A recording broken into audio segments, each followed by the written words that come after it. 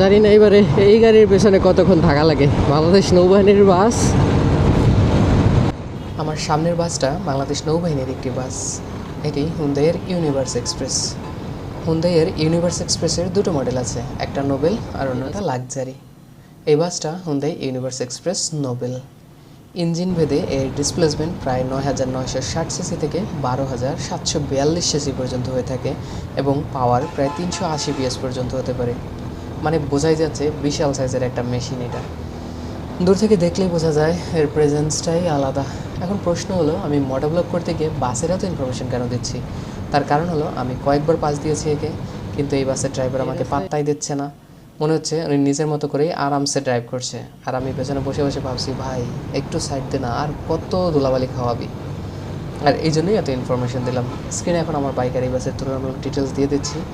এই বাসের পাওয়ার যেখানে ৩৮০ PS পর্যন্ত হতে পারে, সেখানে আমার বাইকের পাওয়ার মাত্র 16 bhp, মানে তুলনা করলে প্রায় হাতি আর ছাগলের মতো অবস্থা। তবে যদি পাওয়ার টু ওয়েট রেশিও বিবেচনা করি, সেটাতে আমার বাইকে অনেক এগিয়ে। অর্থাৎ কতটুকু পাওয়ার কত কেজি টেনে নিয়ে যাওয়ার জন্য ব্যবহার করা হচ্ছে সেটা বিবেচনা করলে দেখা যাবে আমি প্রতি কেজির জন্য বেশি পাওয়ার পাচ্ছি। ব্যাপারটা অনেকটা একটা তিমি মাছের একটা জাহাজ টেনে নিয়ে যাওয়া আর একটা পিঁপড়ের একদানা খাবার নিয়ে যাওয়ার মতো। যাই হোক, আমি এখন আছি মাদারীপুর বরিশাল হাইওয়েতে।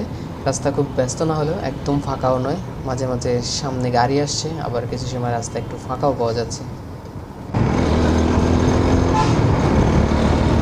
বাঁধার কারণে না পারছি আমি টানতে, না পারছি আমি ওকে ওভারটেক করতে।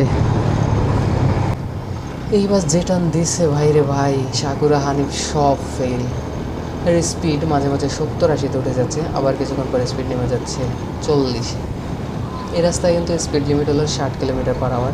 আর বাংলাদেশ সড়ক পরিবহন আইন অনুযায়ী নির্বিবাদ রাস্তার স্পিড লিমিট এক্সিড করতে পারে না, যদি না কোনো এমার্জেন্সি চলে আসে।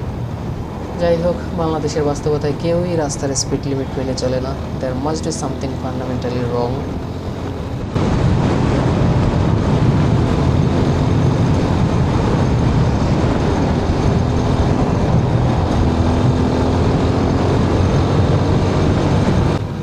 রাইট, এই মুহূর্তে রাস্তার পরিস্থিতি এমন যে একটু পরপর অপোজিট দিক থেকে বাস, রিক্সা, ট্রাক বা কিছু কিছু চলেই আসছে। বাসগুলো যেভাবে ফুস করে পাশ দিয়ে চলে যায়, ভয় পাওয়ার মতো।